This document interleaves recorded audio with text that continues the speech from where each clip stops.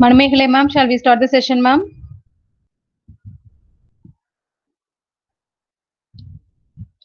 Manmeghale ma'am, are you there, ma'am? Can start. Indrani is joined. Yes, ma'am. I Yes, couldn't ma'am. see her. Okay. Yes, You yes, can ma'am. join. Yes, ma'am. Yes, I've ma'am. Yes, joined. ma'am. I've joined. Okay. Hi. Thank you, ma'am. Welcome you, ma'am. Yeah, welcome. We can start. Yes, ma'am. Good afternoon to all.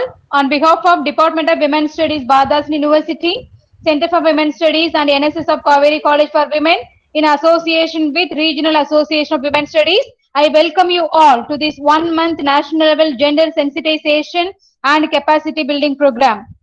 May I now request Dr. S. Shubha, Assistant Professor, Department of Women's Studies, Bhadidhasan University, to render welcome address and to introduce the resource person to the audience. Welcome you, ma'am. Thank you, Nila. Am I audible? Yes, ma'am, you are audible, ma'am. Yes. Very good afternoon to all. Today we have the very senior and very experienced resource person, Professor Indrani. I am very happy to invite Professor Indrani Mazumdar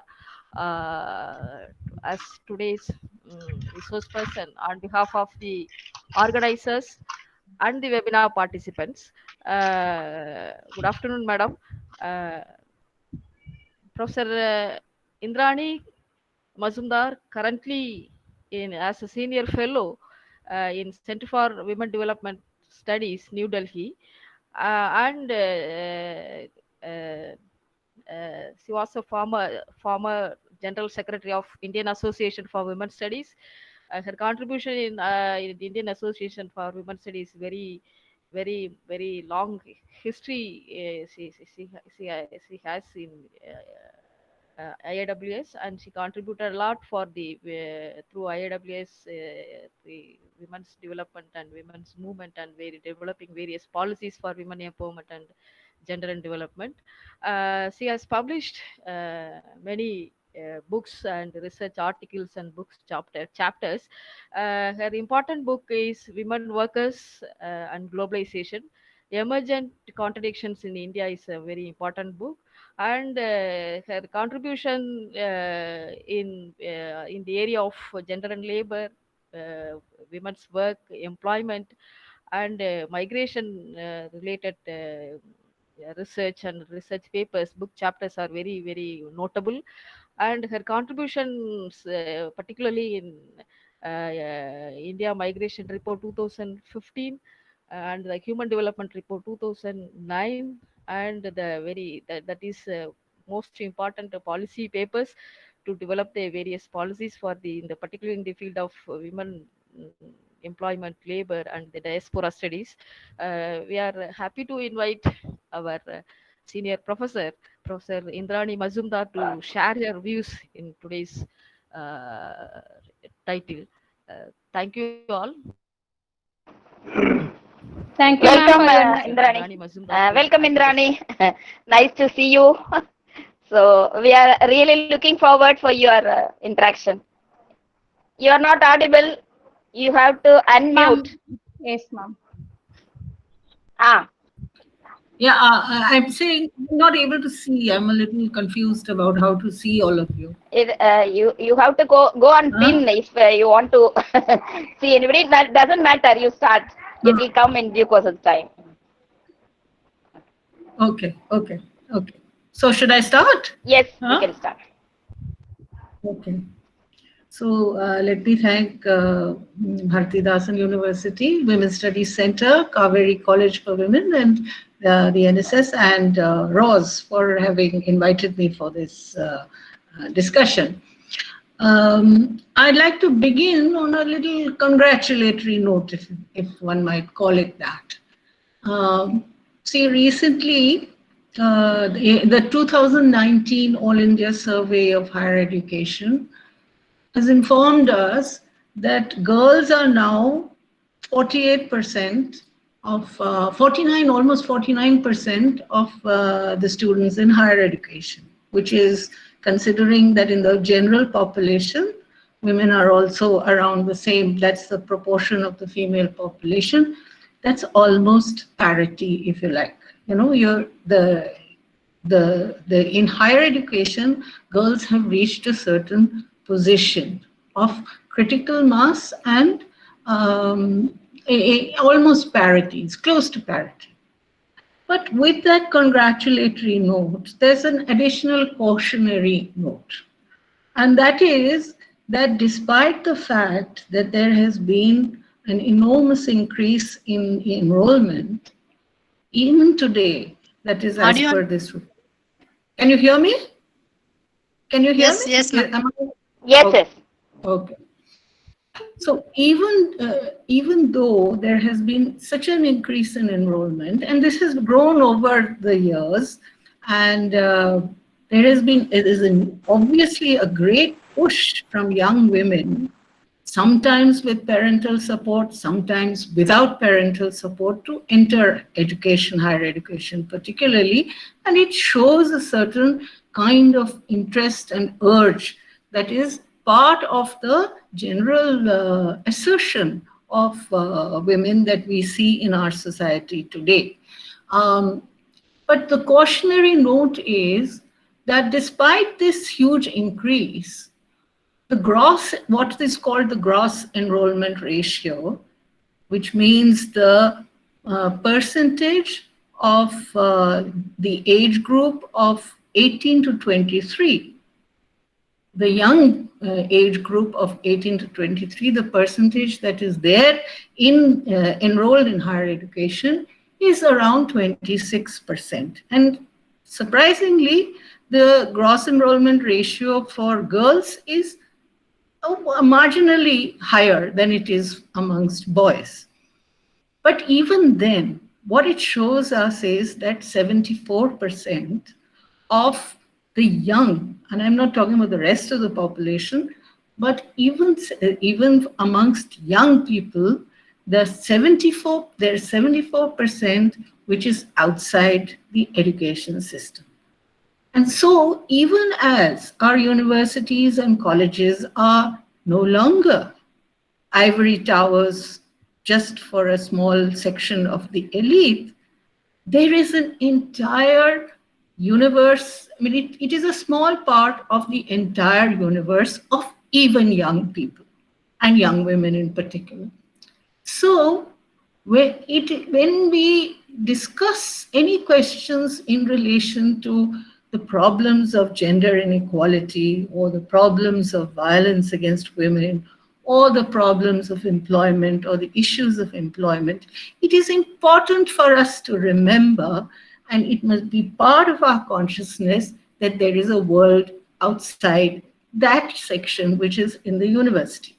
And it is to women's studies great credit that it has always maintained this link. Unlike many of the other disciplines who exist only within the academia, women's studies from inception has always urged and pushed for a continuous link with the world outside the university system, outside academia, outside. And that has been an enormous credit to the women's studies movement, precisely because it was built and sort of developed as part of the women's movement. And so therefore it was embedded, it retained that embedding in the larger universe that was, of which it was a women, all women are a part. And it reflects also the fact that the women's movement and the women's question has class dimensions, but is also multi-class in its in relation to several issues. So with that cautionary note, I just wanted to add this point that if we break or if we do not see this link, and if it is not part of our consciousness, and especially when we are discussing questions of women's employment, and if this link is not maintained, then we are bound to err. We are bound to make mistakes, and we will be outrightly wrong in the analysis and prescriptions that follow. And the reason I wanted to emphasize this is because the question of the fall in women's work participation rates, which I'm sure many of you are now quite aware of, because it is now becoming a matter of public discussion, and even economists who generally quite ignore women's role, even they are all talking about it. The fall in female work participation rates has now become a matter of public concern. But the reason why I wanted to emphasize is that this fall is not new. It is not something that has happened across the last 5 to 10 years. It is a fall that has been happening over time, and the absolute fall, when we look at work participation rates, we refer to the percentage of workers in the female population. So when we're talking of female work participation rates, we are referring to the percentage of women workers to total female population in the country, or wherever your a state may be. But the absolute fall, which came out and was discussed particularly after the labor force survey for 2017-18 came, this absolute fall, which has got everybody sort of upset and thinking about the problem, such an absolute fall was visible for women earlier. And why I'm saying that it's important to recognize what is the world outside is that there was an enormous amount of resistance to accepting that such a fall was actually happening. Young people too, we have been, I mean, my colleague Neeta and I, we wrote about this in after the results for 2007-8 of NSS employment surveys came. Again after 2009-10, again after 2011-12, we had been writing and talking about this. But there was a certain degree of disbelief. And I believe that that disbelief arose even from within the women's studies community, partly because of two reasons. One is that there is a hypervisibility of new kinds of employment. There are obviously young women, particularly, who are going into new forms of work which were not available earlier at all. They're new. So there's a hypervisibility to that. But there was a complete invisibility to those sections of workers who were getting eliminated.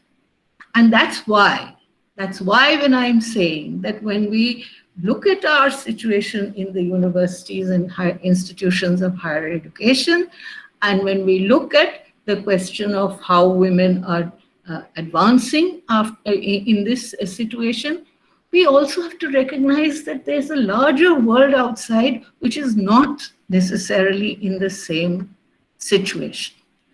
And that's why I was saying that this disbelief is partly because a certain consciousness has grown amongst the educated communities that there are new types of work, new types of employment, and women are going out in larger numbers for those. And yes, it is true that particularly educated middle-class women who earlier were withdrawing from the workforce are now looking for jobs and entering the workforce in these new types of employment particularly. So the hypervisibility of this section, which is still is a minority, completely invisibilized what was happening to the majority of women workers. So that's why I wanted to begin with the congratulatory note as well as the cautionary note. Now, I don't know how to show these data slides. Can I start? Mani? Shall I share my screen, ma'am? Yeah, can you? I'm Dr. Neela. Can you just Yeah, Neela will be doing. Okay. Can you Is it Yes, okay? ma'am. Yes, ma'am. Can you show the Is it okay for you, ma'am? Yes, ma'am. Yes, ma'am. Can you show the first slide, please? Yes, ma'am. I'm doing, ma'am.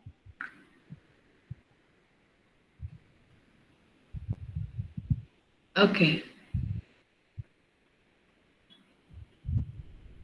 No, before. Is it visible, ma'am? No, I can't see it. Can the others see? Kindly pin Dr. Can they? Kindly pin Dr. M. Neela's presentation, ma'am. In the participant list, you have to pin Dr. M. Neela, ma'am. M. Neela. Yeah. Okay. How do I? You have to click that arrow, ma'am. One pin-like symbol is there, ma'am. You have to click that. What is the pin? That bell. Okay. Yes, yes, ma'am. Yes, Okay. ma'am. Yes, Okay. ma'am. Okay. Okay. So now it's come. Well, Yes, ma'am. now I know that many of scholars in women's studies are very skeptical about macrodata, and they have reason to be so, because women's work has been consistently under-enumerated. All these factors are there. And plus, there's a certain resistance to this numbers issue, the question of numbers. But it is important for us, and I just wanted to, can you all see the female workforce participation rates are given? Now, the blue line above is for rural areas, and the orange or rust colored line below is for urban areas. Now, we have given in this workforce participation rates from 1983 to 2018-19. But one must understand that whereas from 1983 to 2009-10, it basically follows a 5-year gap. After that, there's 2011-12, which comes quickly, and then there's a longish gap, and then there's 2017-18, followed by 2018-19. Now, the reason why this is the case is because of the changing system of the statistical, the labor statistics systems. Earlier, there was the National Sample Survey, did 5-year quinquennial major rounds of employment, unemployment surveys. And then after 2009-10, there was a move to make an annual periodic labor survey, because the employment data is always late. So for any policy measure, by the time the employment data came, it would be at least 2-3 years afterwards. So it was not, there was a legitimate reason for wanting to have more quick surveys so that the data would be available for policy. But there was the usual problem that occurs in all our administrative systems. There was a delay and there were no allocations and so on and so forth. So then there was this big gap. And after 2011-12, we had 2017-18. It is now called Periodic Labor Force Survey. And then again, we had 2018-19. Now, they're supposed to be quarterly, but they're actually now consolidating into annual. So roughly speaking, it's comparable, but the time sequence is a little different.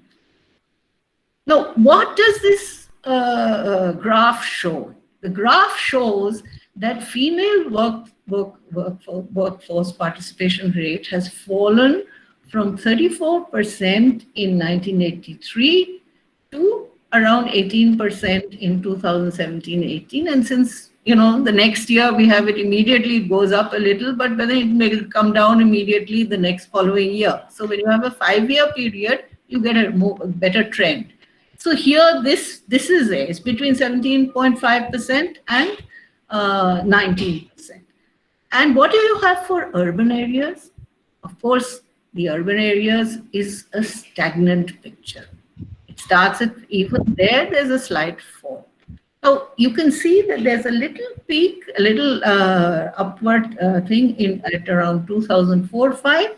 And then there was a lot of talk about the fact how the employment problem in India was at that time getting resolved because workforce jobs were increasing.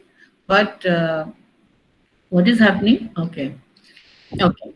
But this, as you can see, the fall is really steep after 2005, 4-5. Now, this is a crisis. It's a crisis in women's employment. And this crisis, for so many years, we've been talking about it, and very few people have even looked at this problem. So that's one thing as far as female workforce participation rates. I wish we could have had some discussion, but the online mode does not allow it, because in case anybody has any questions.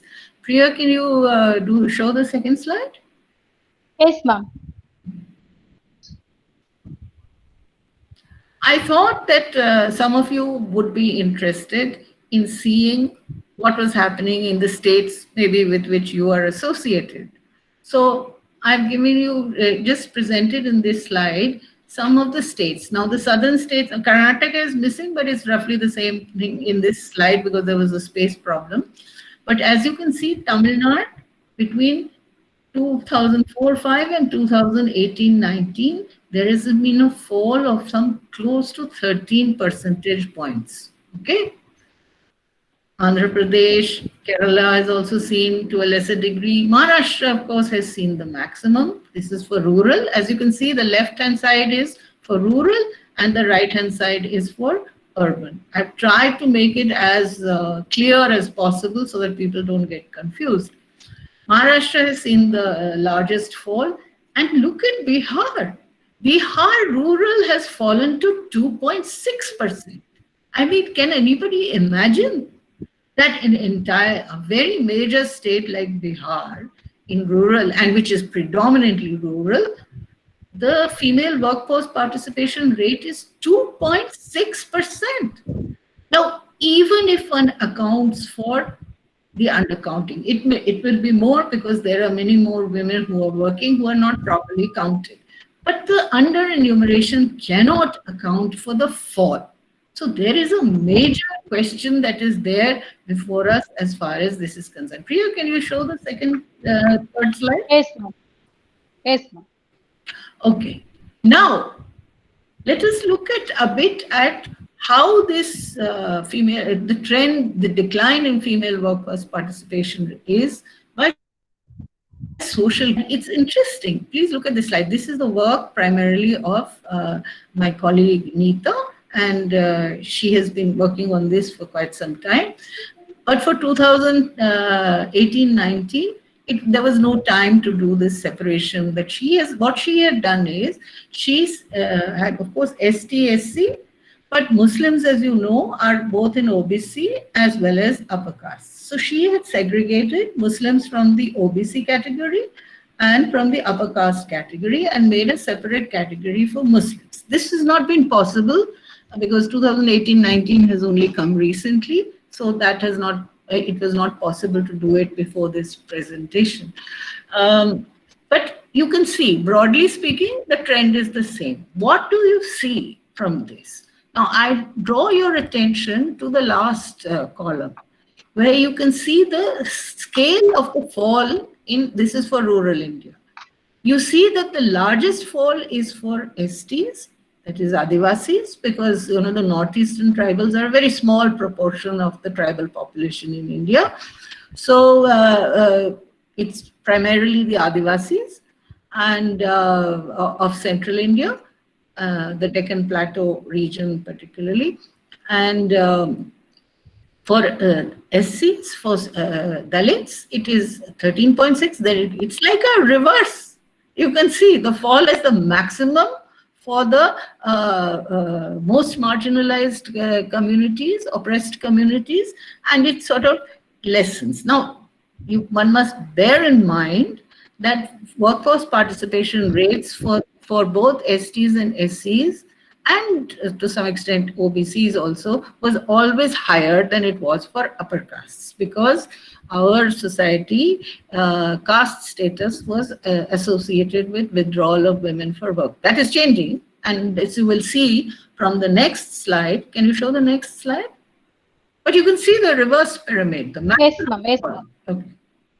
Oh, no, not this one. Where's the urban? There's another urban one. The one before this. No? Where's the urban? This one, ma'am. No, there's an urban one. Ah, here. That's it. That's it. No, the one before that. It slipped. It's by social group for urban India. Can you see? It's just a few slides. Priya, can you see it? Not this. By social group. Rani, she is Neela. Neela, sorry. She is Neela. Okay, sorry. This, the one. This is the first You slide, have to ma'am. This go is the other forward one. and go forward. Go forward. This is Backward, second now one, backward. ma'am. One. The next Third slide. slide. Yes, ma'am. This is the next one, ma'am. No. Fourth slide. No, where's the urban India by social group? Yeah, here, this is it. This is it. Yes. Okay. This one. Now, can you all see the whole slide? Yes, ma'am. Yeah. Yes, ma'am. Now, You can zoom it and you can We see, can, ma'am. yeah, okay. So adjust anyway, and see. now what is interesting in the urban India by social group, what you see is that there is a fall, again, maximum for STs, and you will see this is probably mostly in the construction sector in 2000 by 2018, and then you have SC and OBC roughly the same, but you have an increase in upper caste, and this is where a change is taking place because things don't remain static, and it's quite clear that with education, with access to better kinds of work and better kinds of thing, the upper castes are now entering to a larger degree. They're still less than the others in a certain sense, but they are actually increasing. And that's the big difference that you can see when you do it by social groups. Am I clear? Is everybody understanding what I'm saying? Or are there any queries? Neela? It is clear. It is clear. If it is so, they'll ask. Definitely there in the chat boxes. At the end of the session, yes, ma'am. Okay. So this is as far as the workforce participation rate question. I'm not going to show that census slide because I think I'll run out of time. It's already 5 minutes to 3. Now, you can remove the slide now. Yes, ma'am. Okay. You can just tell the trend, Rani, there in the census, though not to the slides. You can just spell out so that people will get that also. No, they can read. It's not germane to the main point. Remove these slides, please, Neela. I just want to talk a bit. Okay, I'll come back. Ma'am. Yes, ma'am. Yes, ma'am. Okay, let's deal with it since the slide is there. Now, one important factor in women's in the female workforce in India is the very high share of unpaid labor.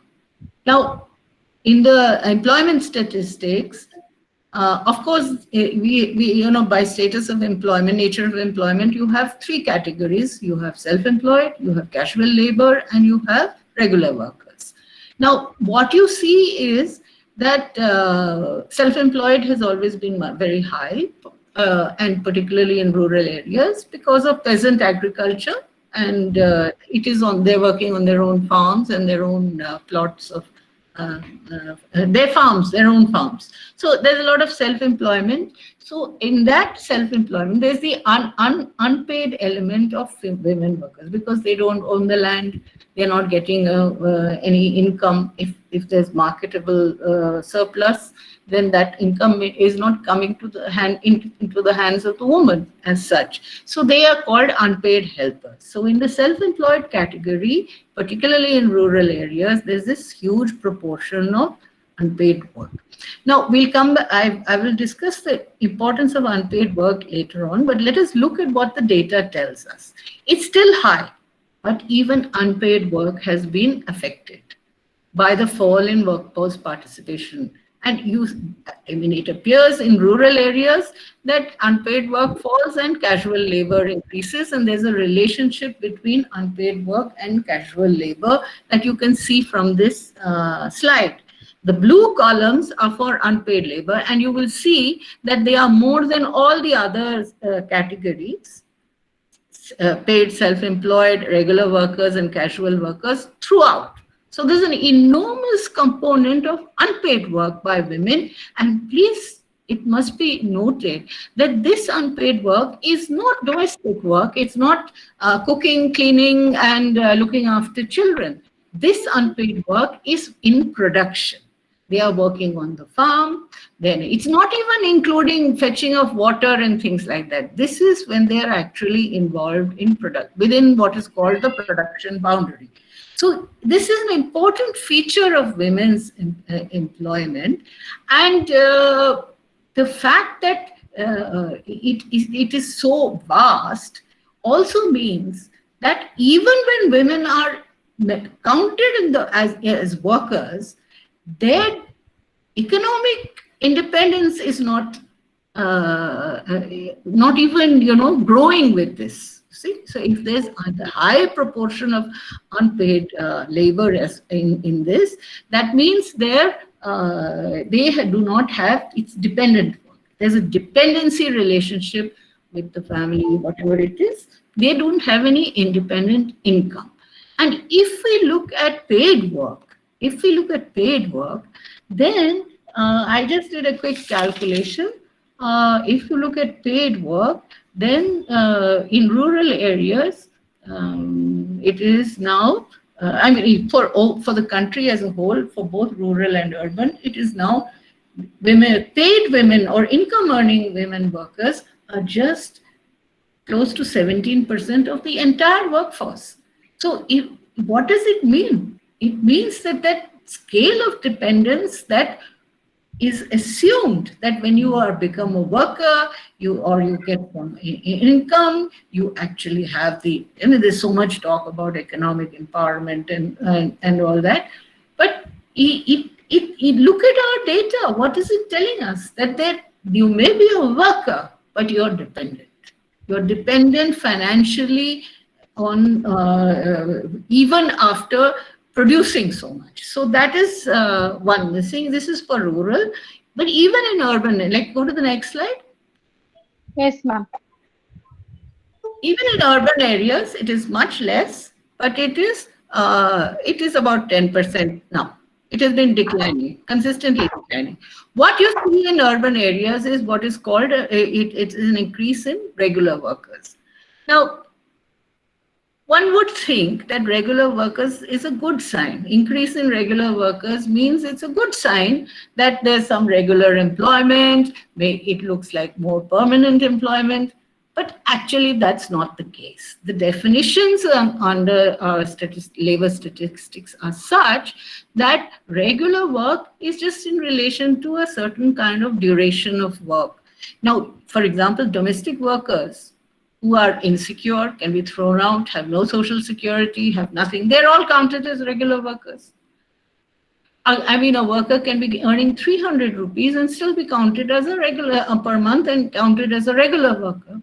Casual labor refers to those who go for daily wages. So, the increase in regular work does not necessarily represent an increase in better conditions of work. That's just the 1.1 I wanted to make as far as this is concerned. Now you can close the slides. Okay. Okay. So now the point is that you've seen the data. The data has been shown to some. What is happening? I'm not able to see. What is this? Something is happening on my screen. Huh? We could see you. Okay. Nothing is happening here. It is, we could. Okay, okay. Now, when we look at this whole thing, what is important to understand is that the discussion that has been taking place in women's studies regarding these various aspects of data. And I just want to quickly first run through some of the arguments and perspectives that have grown in women's studies. Now, many of you will know, I think all of you are women's studies. Is that the case, Mani? Is it most of them are women's studies students? They're all from different social sciences, science, language. It is Oh, composition of, yeah, oh. yeah. And participants are from women's studies, women's Okay. studies centers. Maybe around 25 to 30% would be Okay. from, yeah, outside. Okay. There So, are around 150 participants. so So the, at least, yeah. So let me just begin by saying, as some of you would know, the foundation text for women's studies in India was actually the report of a 1975 report of the Committee on the Status of Women in India, known as Towards Equality. Now, Towards Equality was,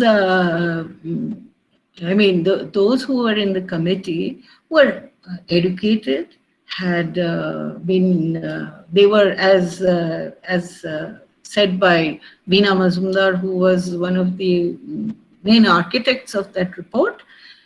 She wrote about it later. She's saying that we were the first generation beneficiaries of the constitutional provisions for equality. So we went into a higher education, we went into all the employment. We felt that things were happening and women's situation was improving. This is what saying. And then when the committee actually looked around and traveled around and assessed the data as far as women were concerned, they were shocked. I have a feeling they were shocked at what was the actual picture. And what they identified was a long-term decline in female workforce participation rate. And it is since then that this question of work participation, female work participation rate, has acquired a certain it's become a special field in a certain sense, because they pointed to this long-term decline. Now, what was there? What did they actually think when they looked at it? This was in 1975. So what was they traced it from the colonial period, and they argued, their analysis was that this had happened because of the period of colonial deindustrialization, which every school student knows today, may not know tomorrow if the textbooks change. But anyway, the point is that under colonial rule, manufacturing industries in India took a great beating in competition with British manufacturers, and deindustrialization took place, which led to this enormous concentration in agriculture and this situation. But in that process, and everybody knows the story of the weavers, but among the weavers, it was the spinners, and spinning was the activity in which women were more represented. So the female-intensive activities took a greater beating in this period. So that process had pushed women out of the workforce, and that process was an ongoing process. It did not terminate at any given point. As everybody knows, the condition of handloom today even is in its employment situation is very poor, and in fact it's eliminated in Western India completely, and Tamil Nadu still has some, and along the eastern coast and particularly in the northeast there are some handloom weavers. But anyway, the point is that their numbers have shrunk. It used to be said, handloom weavers, next to agriculture, the biggest employment in India was handloom.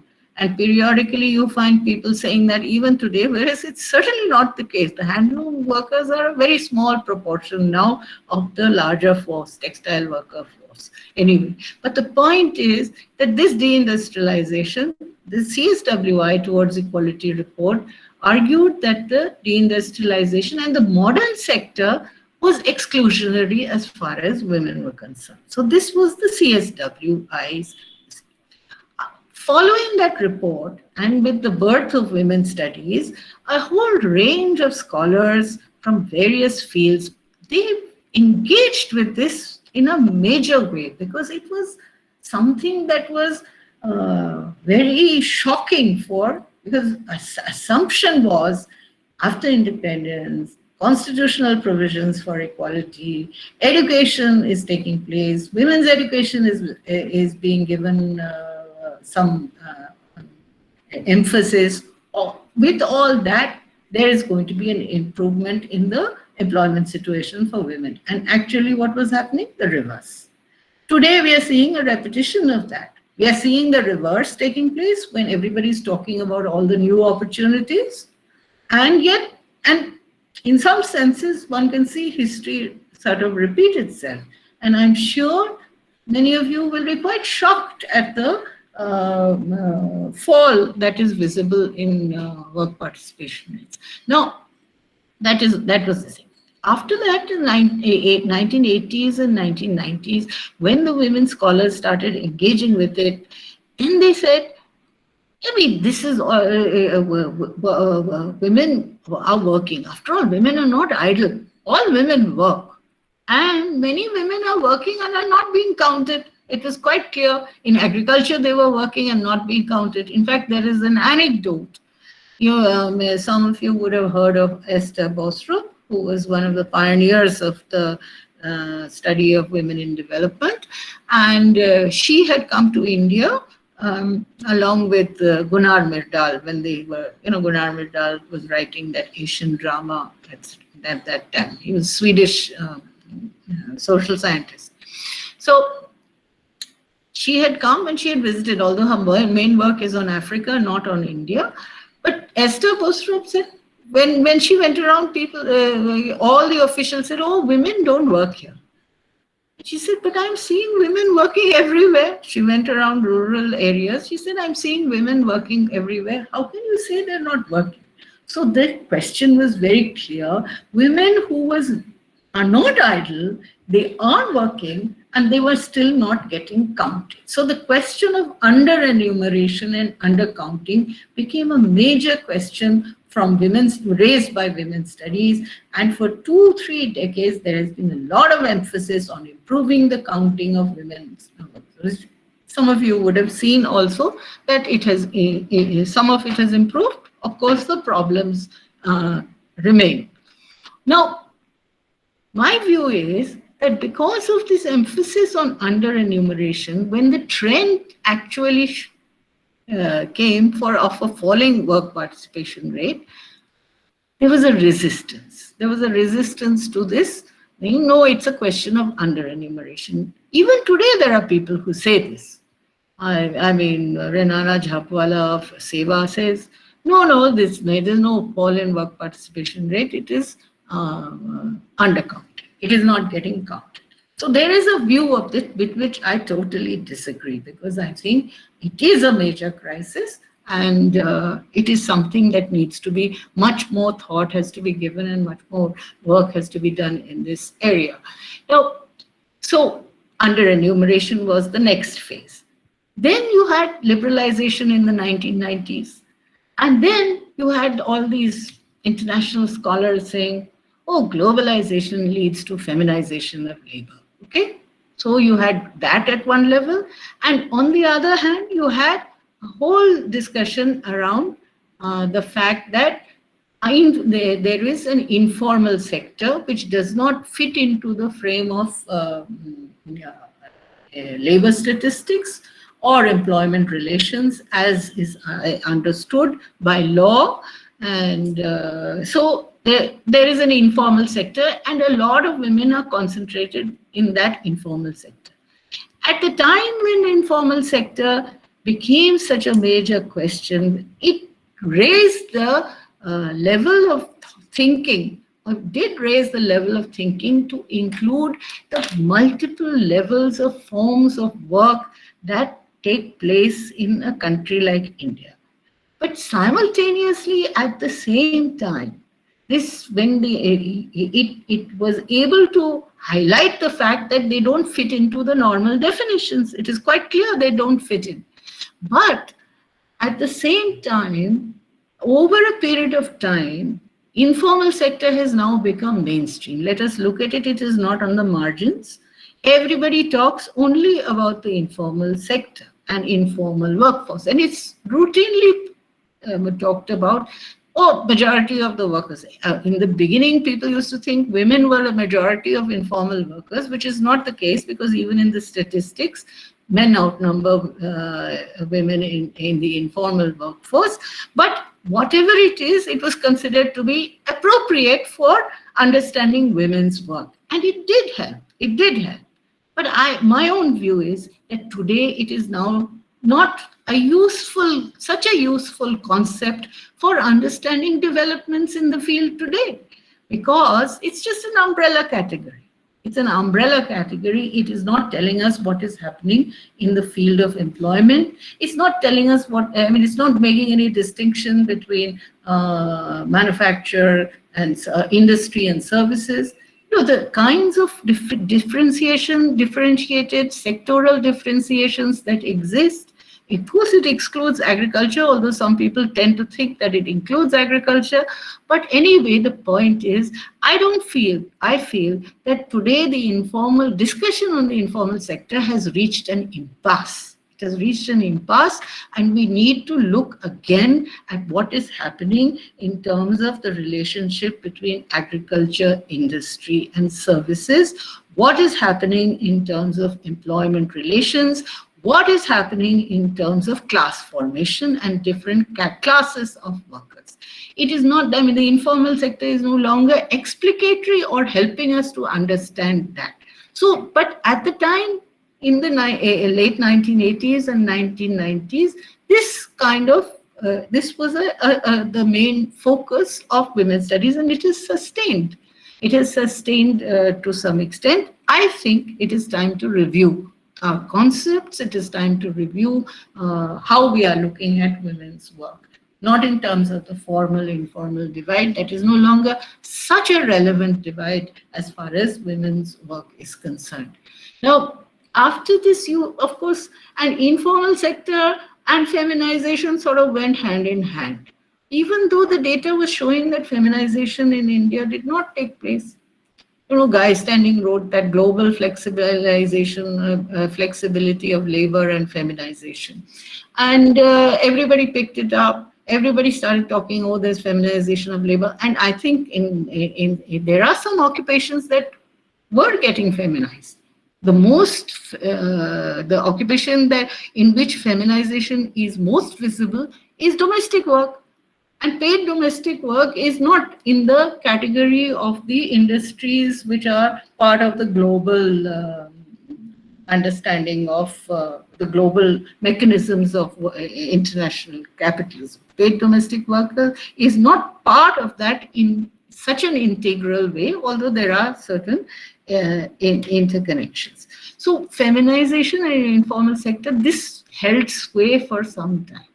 Now it is time for us to review.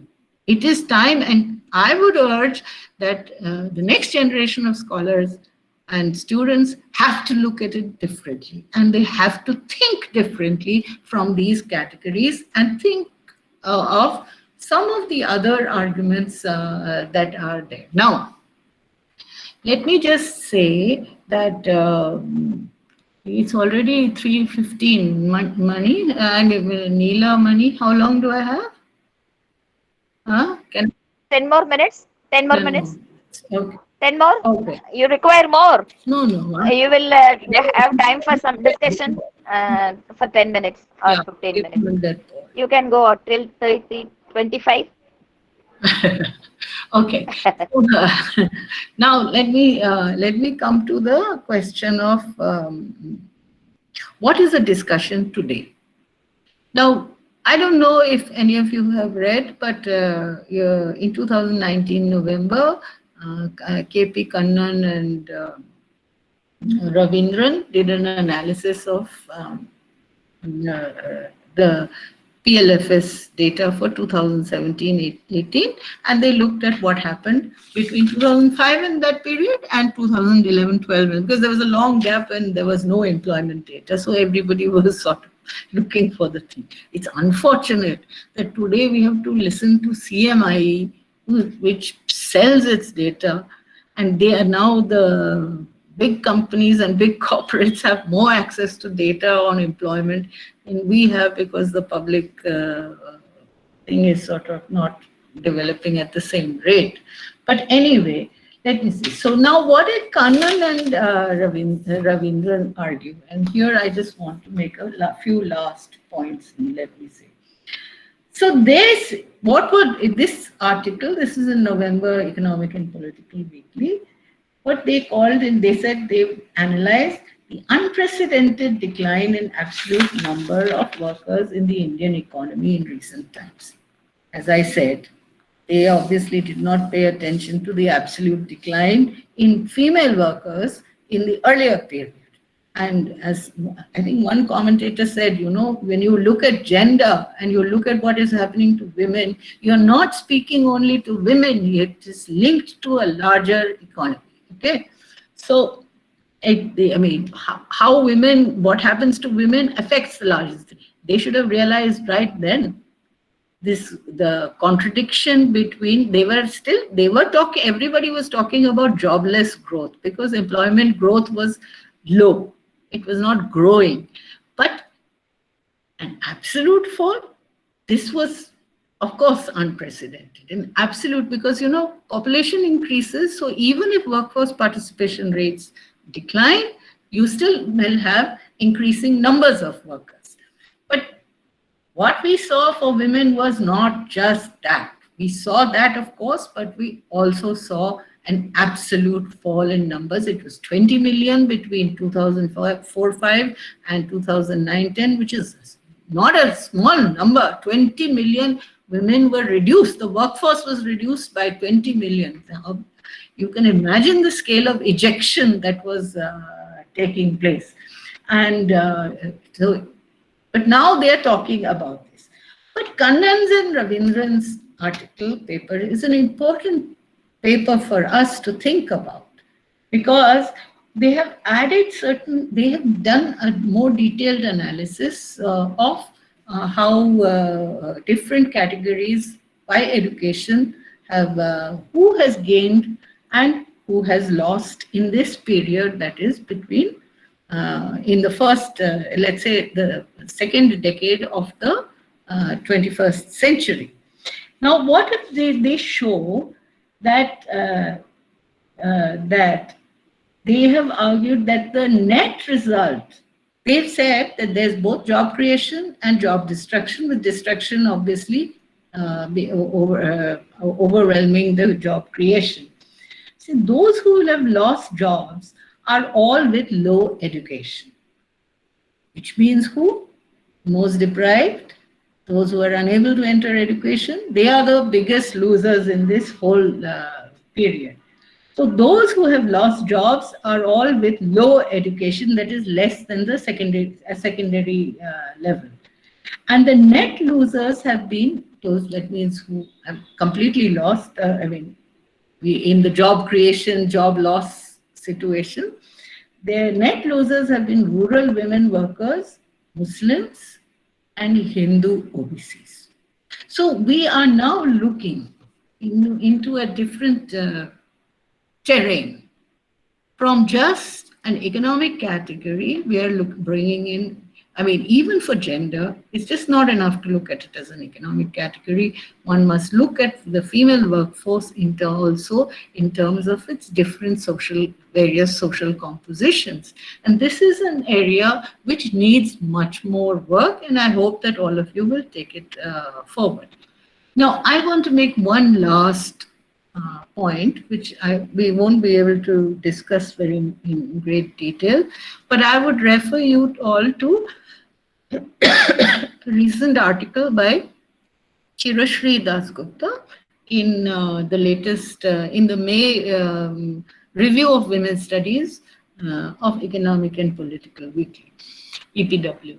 Now, this is the new, an area where there's a lot of new discussion taking place, and that refers to what is called social reproduction.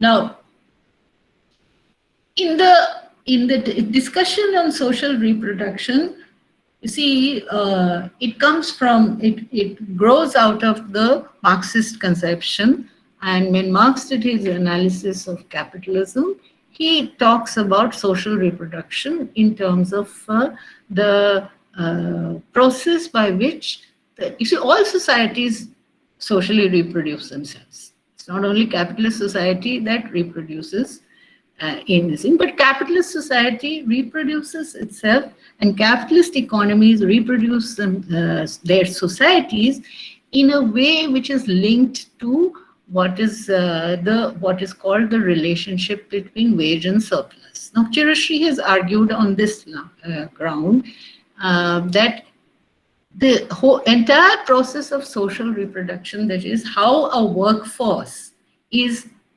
earns enough to reproduce itself. This is the process of social reproduction, and in this area, women's unpaid work has of course been subsidizing the low wage economy, because women are contributing continuously, and you can see this in several areas. For example, I'm sure Tamil Nadu has, I know Tamil Nadu has a lot of these brick kilns. And the practice in brick kilns is that those who make the bricks from the mud, they are recruited not as individuals, but as either male-female pairs, husband and wife, brother and sister, or family units. And they are paid their wages at piece rate. So they make 1,000 bricks and they get a certain wage. Now, obviously, that wage is for work that is done combined by all the family members or by the male-female pair. Now, the woman doesn't get an independent wage.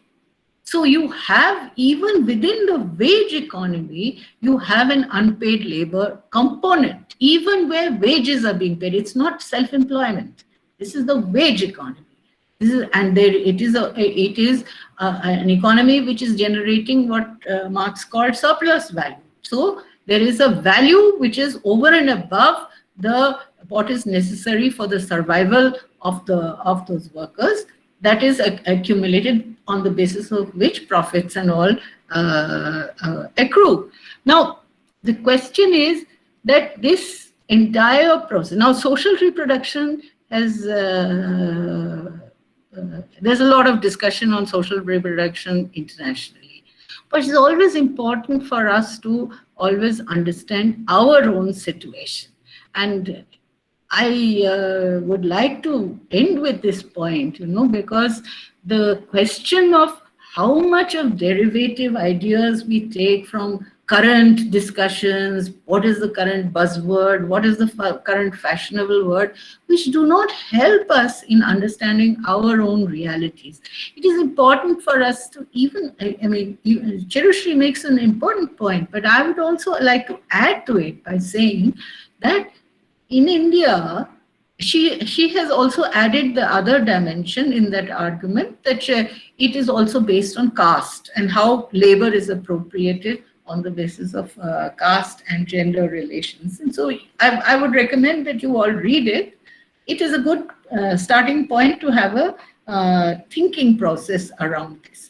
Now, my point is that even as we understand, there is an extremely valid understanding of how the social reproduction works for capitalism, but the social reproduction in a country like India includes non-capitalist segments, and this relationship between capitalist development and non-capitalist forms of production, which still persist in India, how that is interplayed, that is, I think, the crucial area where we have to apply our minds and get an understanding, because that is the only way we can also pose an alternative system, because the market is not working in our favor. That is quite clear.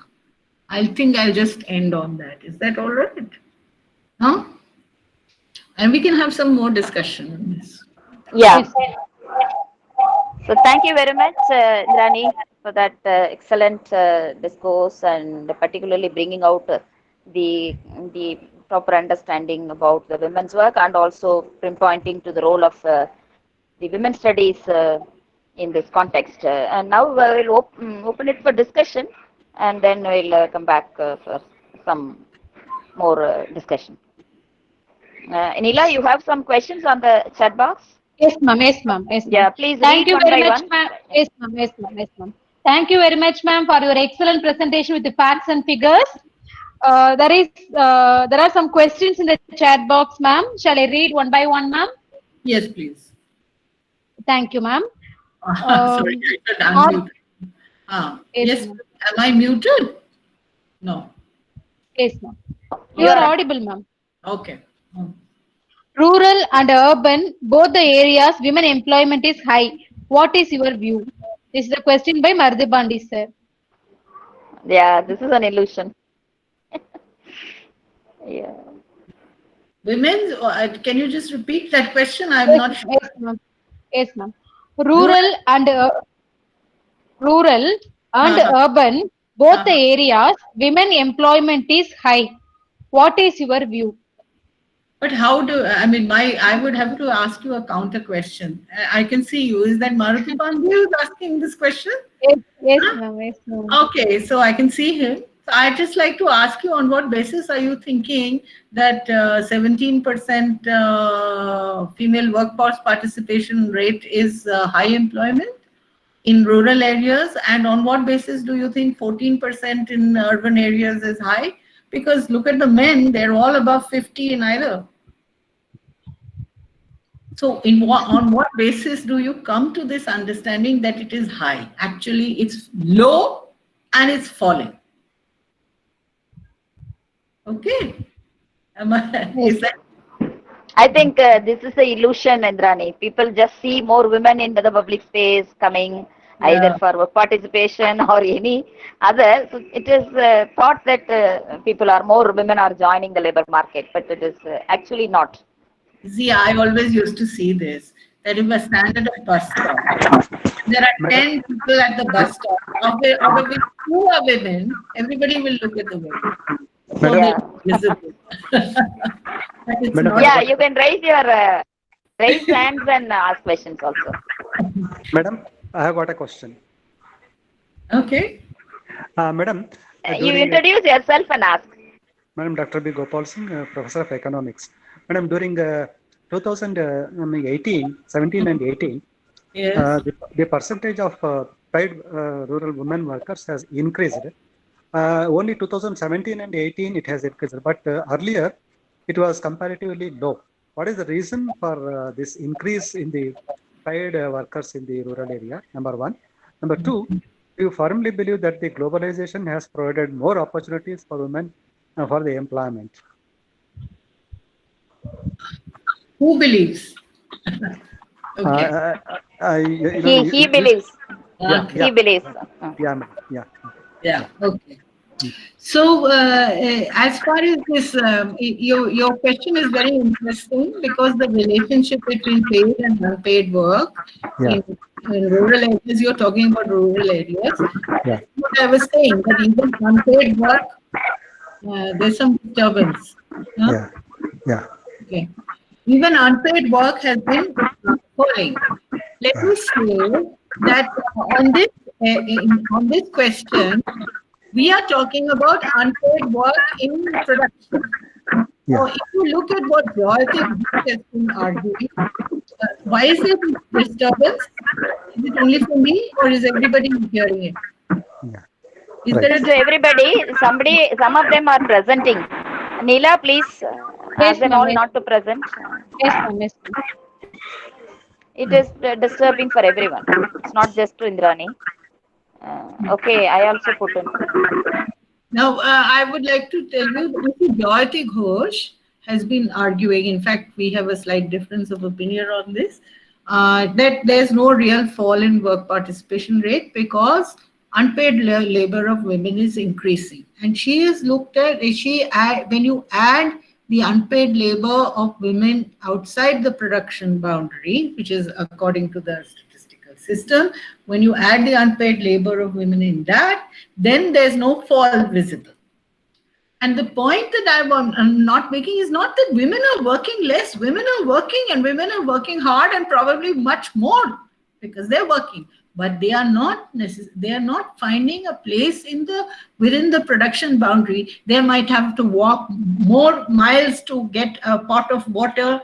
They might have to go deeper into the forest to collect some things. Their work is increasing, and that is what Jayati has correctly pointed out. But on the other side, their work within the production boundary has not. Now, that slight increase that you are seeing in paid work is a structural shift that is taking place, because the main look at it, and this is why the census data was particularly interesting in that thing, is that the number of women workers who are cultivators has fallen so drastically. The number of women workers in agricultural who are agricultural laborers has been increasing. Of course, the male agricultural laborers has also been increasing. So they are getting a little pushed out. And we don't have, from our employment, we are looking at usual status, what is called usual principal and subsidiary status. We don't have the record of how many days of work they have, because they may not have. My own view is that a lot of the work being done, those who are calling themselves agricultural laborer are disguised unemployment. It's disguised unemployment. But the point is this you can see. Look at what has happened in agriculture. You see, we know mechanization took the first thing. So in the first phase of mechanization, you had tractors and so on. And this institute in Bhopal has calculated that now in today's India's agriculture, 80% of the energy that is put into the agriculture is mechanized. So the first phase of tractorization and all that has moved quite ahead. But there are other now, that really first changed the structure of male employment, because the men were doing the plowing, which you know in India there is, in most parts of the country, there is a bar on women plowing. That's a social, women are not supposed to plow because of Sita, mother, what Stigma. Stigma now. Being the mother earth, so you don't plow. That is the thing. Whatever it is, the plow was, but this is not true only for India. In every other society also, you see women are much more involved in folk agriculture, and when the plow comes, they get displaced. So it is a little more than culture. But anyway, the fact of the matter is, plowing is not female. Has not been the main female occupation, but they were there in weeding. Now you have weedicides, you have other technologies, and the female earlier on it was primarily the male occupations that were affected by mechanization. The next stage came when mixed occupations were affected, and they started reducing. And now the female specific, because weeding was almost entirely female, that is also getting. So you can see various processes, and because of the overall crisis in agriculture, because now input costs and returns on agriculture, there's a complete mismatch that everybody knows. This is a thing. Input costs have been rising, and what you receive in return is less. But even subsistence agriculture now requires money coming from outside. So there is a change in the whole equation taking place, and in that change you can see that the female occupations are also affected, but the women are looking for work, so they have risen in, you can see it's in construction. A large part of the increase is in construction. That is the thing, but construction is a temporary, it is not a permanent thing. And you know, we did a study in Odisha, Dr. Singh, in our study of 20 villages, and in that, when we looked at the data, we found that unpaid labor was almost non-existent as far as agriculture is concerned, but there was a large part of unpaid labor in the non-agricultural sector. Now, this was a strange thing, and we are still trying to understand it. This is not so, it's not a simple. My point is, opportunities for women have been limited.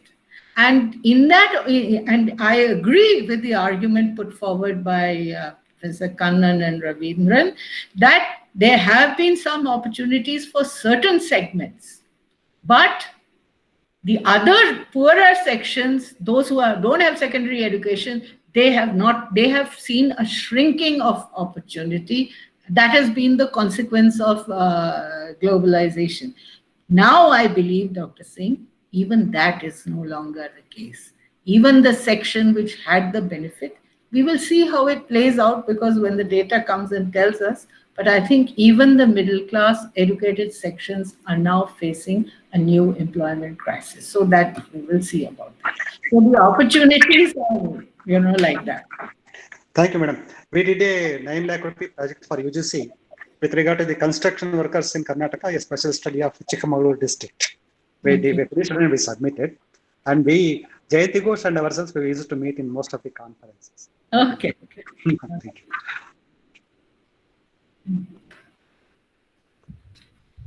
Thank you. Neela, you Yes, can ma'am. read the other questions. Yeah, maybe Yes, for ma'am. about another 5 or 10 minutes.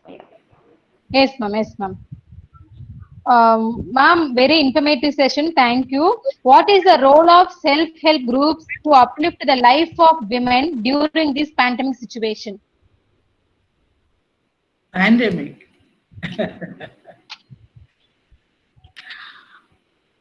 Let me say, I'm not Rishi Muni, okay? I have to look for evidence before I make any particular statement. Now, but I will say, as far as the self-help groups are concerned, one thing I must tell you, you see, when we discussed earlier the growth of women's studies, and when the whole question of falling workforce participation rate was discussed in the early phase of women's studies, there was this push to have separate programs and separate efforts as far as women were concerned. And then over the 1980s and through the 1990s, officials and governments came to realize that women as a particular economic constituency is very convenient for them, because they don't have to pay them as much as men. I mean, NREGA has made a difference on that, but if you look at the broad structure of various programs, and this includes the self-help group and the seeing that it was a way of dealing with shock situations. Now, during the pandemic, I don't have any special information about how the self-help groups are functioning. I'm sure some of them are trying to take loans out of that to meet their situation. But I think it's a crisis situation overall. I don't think the SHGs have the capacity to deliver all these things. There are conditions of lockdown. The banks are also not so easily accessible. All those things will be there. So there may be amongst people, the SHGs may function as a small solidarity group and sort of help out. But everybody is facing the problem. As we all know, the question of food and basic income for people, this has been the key issue in the pandemic for the last 3-4 months. We know employment has fallen. Unfortunately, we can only go by CMIE data, but we know this, that unemployment rose to phenomenal levels. And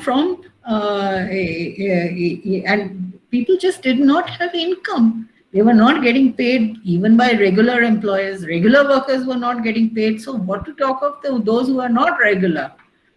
So they were facing a crisis. To some extent, it has been partially, and I think best mitigated by the PDS free rations. But even that is not adequate, because so many don't have ration cards. The delivery systems have not worked everywhere. And of course, a lot of solidarity effort has been put in. But this is a crisis of income, survival. People don't have the margins. I don't think the SHGs can do very much to mitigate. I don't know whether that answers your question. Hello. Yes. Ma'am, aren't women in the unpaid section when the in agriculture when the threshing, drying, packaging is concerned, and those things are taking as household work for them? It depends. There will be some who will be unpaid and some who will be paid. It depends if they are for example, home-based work. Some part of agriculture is also goes into home-based work. For example, if an agent wants to buy certain things, if you want, like you're talking about packaging. If you're talking about packaging, that means it's a market system, no? Yeah. Yeah, that's what you're thinking of. I think that would fall into some kind of a paid category, unless she is just assisting her husband or some other family member, then she'd be the unpaid helper. But otherwise, they would some of them would get paid. Okay. Madam, Mahendra Dev committee has recommended that during this pandemic, the better way to have the universal basic income is to provide the basic income to the women above 20 years, to all, irrespective of the category. Above 20 years, it has to be paid, because they are the very good financial managers. They are very good financial managers, and directly the money will be utilized for the family. That's what the recommendation they have made as far as the universal basic income is concerned during this pandemic period. Somebody was asking about this. See, universal basic income is a larger program. During the pandemic, vision for income support, everybody has asked for it. Madam, here identification of beneficiaries is very difficult. What they say is that above 20 years, all women should be offered. But people who don't want, just like this gas, those who have rejected, they may reject. So it will be benefited. That's what the assumptions they make. Mahendra Dev committee. No, I think in any case, during the pandemic, that money should have been given at all costs. It should have been. It has not been given. It's not a good thing. That is causing a lot of distress and hardship. But it should have been done. It should have been given. Right, madam. And I mean, compared to any other country in the world, our support system for the people in the pandemic, and particularly in a country where we have so many people on the absolute edge of survival, has been really poor. There's been no wage support. I mean, look at the package that has come. Even in country, I mean, these centers of world capitalism and neoliberalism like the US and EU, they have given wage support, and they've given a lot more. But this resistance in India to spending more on this has been, I mean, it looks like they're more ready to give concessions to different groups of employers, even though the employers have not fulfilled their responsibilities to the workers. They should have done it. Thank you, madam. Your presentation is very nice, very much impressive. Thank you. Thank you, ma'am. Can we take only one more question? One or two important questions, Neela? Yes, Because ma'am. Sure, ma'am. the time. Yes, ma'am. Yes, ma'am. Thanks to the recent glorification of being homemakers, we could see many highly educated women quitting workforce after marriage and prefer to be good homemakers over being career women. What's your opinion on this, ma'am? This is a question by Jennifer. Jennifer. Okay. So, Jennifer, I can't say anything as far as what an individual decides. Okay. I don't sit on moral judgment on the choices that women make. But I will say one thing, that it is the conditions of work, unless they improve, unless proper facilities, there are certain basic amenities that are required to encourage women to be able to work outside the home. And that includes some good childcare, it includes other facilities at home, and it definitely includes a reworking of family social relations. You must remember, Jennifer, that every employed woman is judged not on the basis of what she contributes in terms of her work in the house. She is competing with every other woman who is not working outside. So she has a double, I mean, it's a triple duty. There's 100 rituals, you have to do so many other things. There's a whole structure of the family which depends on the woman performing several things. This is our social order. So that social order also causes women to choose particular ways.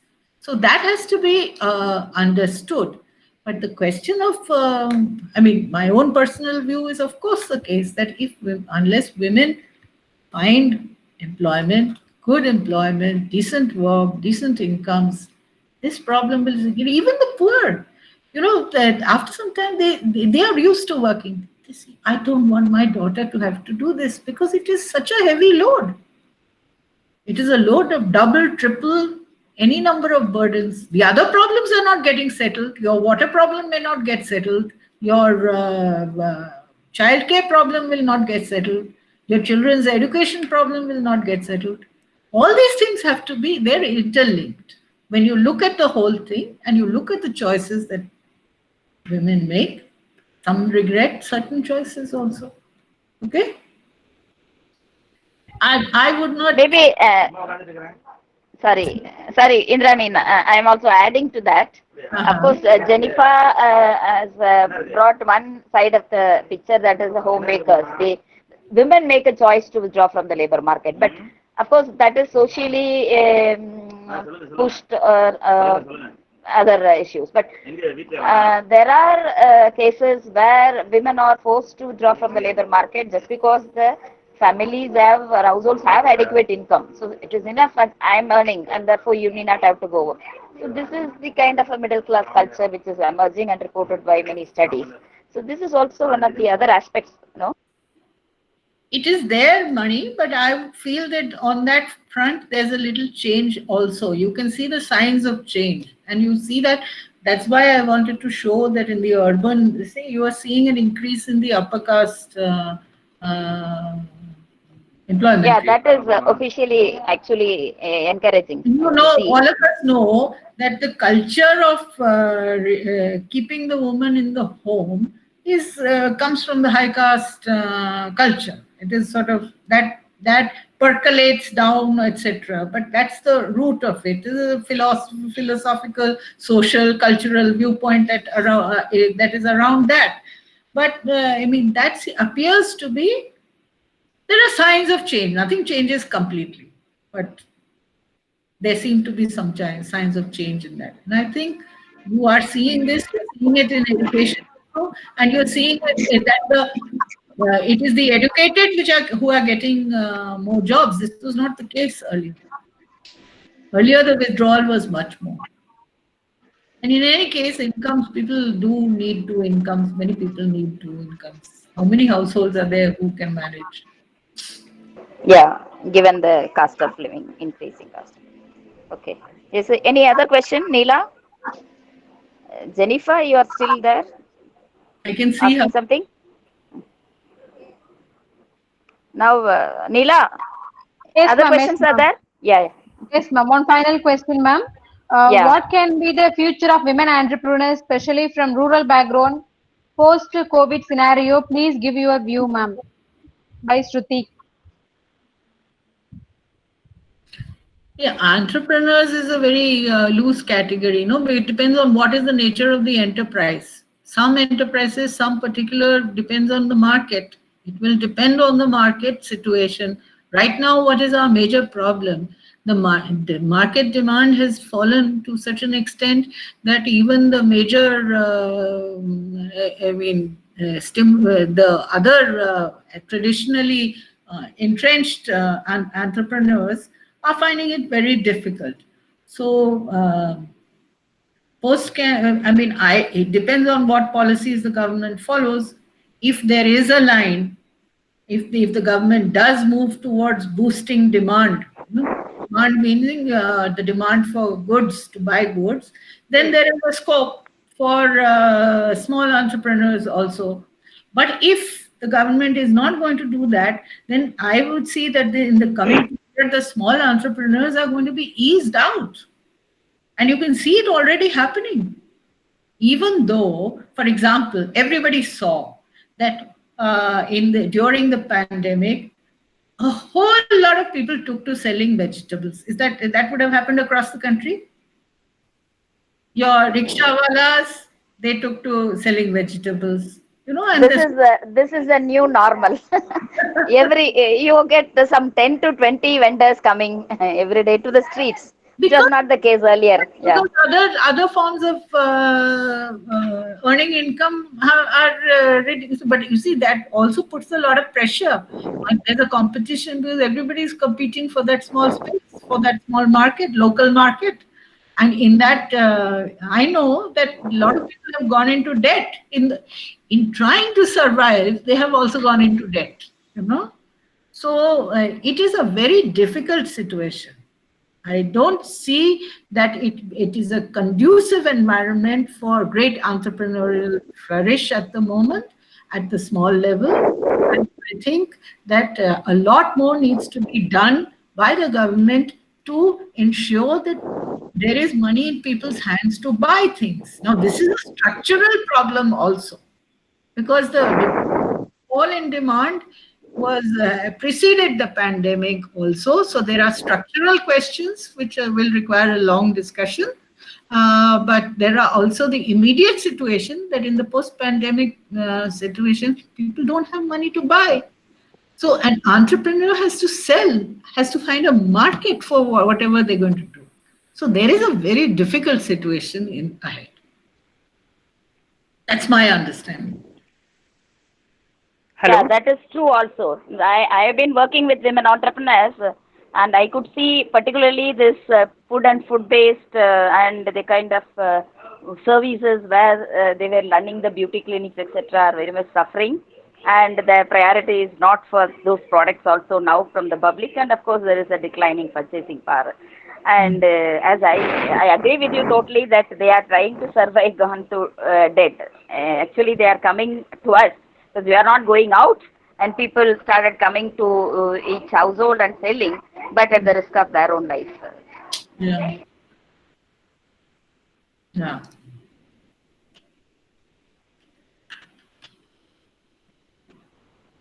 That someone raised their voice, Neela, when I was trying to answer. Hello. Yeah. Hello, ma'am. Yes, sir. Yes, sir. Hello. Yes, sir. You are audible, sir. Yes, sir. You are audible. You are audible. Yes. Ma'am, I have a question. What is the impact on women work participation rate after different entrepreneurial schemes and self-employment schemes like Stand Up and Startup India? I don't think it is of any. I don't think that these have contributed in any way of statistical significance. Maybe some people have got something, but you see, I mean, the point is, a few loans. Everything is based on loans. I mean, look at the structure of female employment. I go back to my first point. This is why I started. That the universe which determines our condition is much larger than the small segment of which we are a part, or the small class of which we are a part. And the whole thing is interlinked. So the question of Stand Up India, everything is also dependent on demand. So the problem of demand applies to all. So I can't, it is not as if everything collapses. Some people do well for some time, but it's not stable. Nothing is stable. That is our situation. And that's a global situation, by the way, and which requires a discussion on global capitalism. Like, Okay. Okay. Thank you, ma'am. I don't know whether that answers. You see, our understanding, please, that schemes will deliver is, I think, a limited understanding, because there are structures. The whole there's a structure of the economy. There's a structure of that society, of a society, and that determines the areas of some growth and opportunity. And Thank you. yeah, okay. Yeah. I don't know whether you, I mean, these are questions which require a lot more discussion. We can have it Yes, later on. Yes, yes. Manimehali ma'am? Manimehali ma'am? Yeah, I'm here. Yes, So ma'am. we can Yes, ma'am. close. Yes, ma'am. So, okay.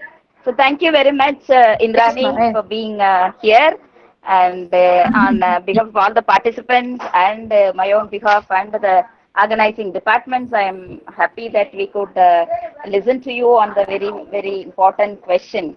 And you beautifully brought out the major issues of concern as to how we have to have the I mean, break that disbelief of hyper visibility, and we have to express our own and see the forthcoming concern. I mean, Women Study Center's questions in the larger, the issues of the larger, they are staying outside the purview of the work participation, and of course brought out very well from the official data to inform us how this female work participation rate has been sharply declined both in urban and rural areas, and though there has been a slight increase in the upper caste participation in urban areas.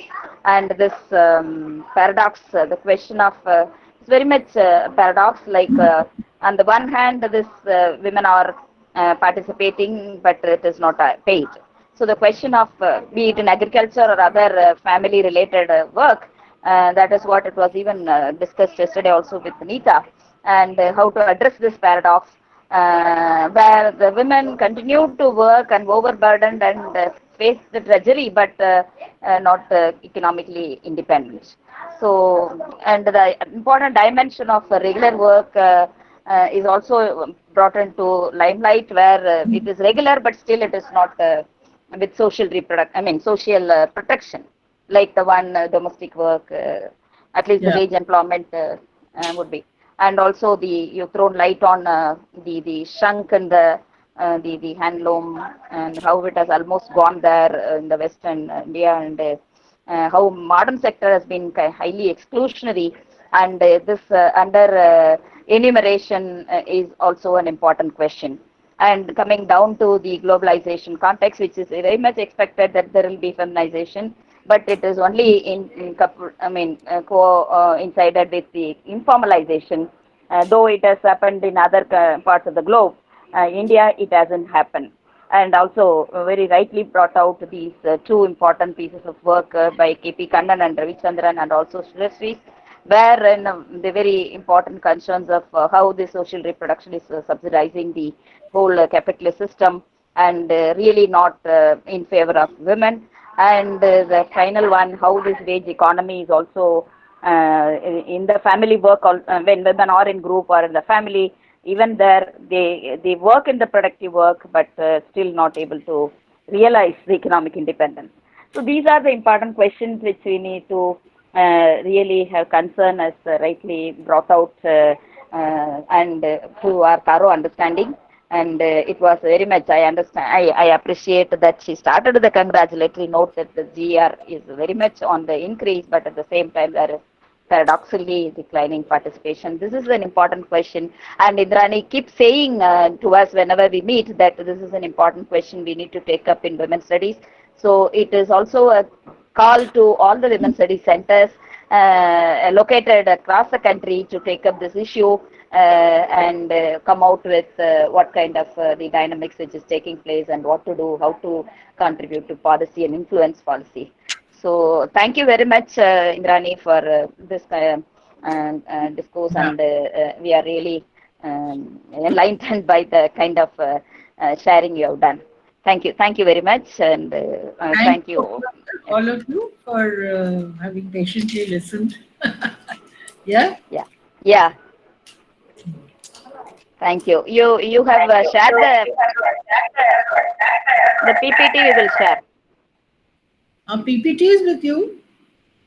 It's just tables. I'll share to the participants. That's what I'm saying. Okay. Okay. Yeah, Neela, you can now close. Thank you. Bye, Indrani. Bye. Bye. Bye, Neela. Yeah. Bye, all of you. Dr. Singh, bye. I can see you. Yeah. Okay. We can take leave now. Yeah, okay.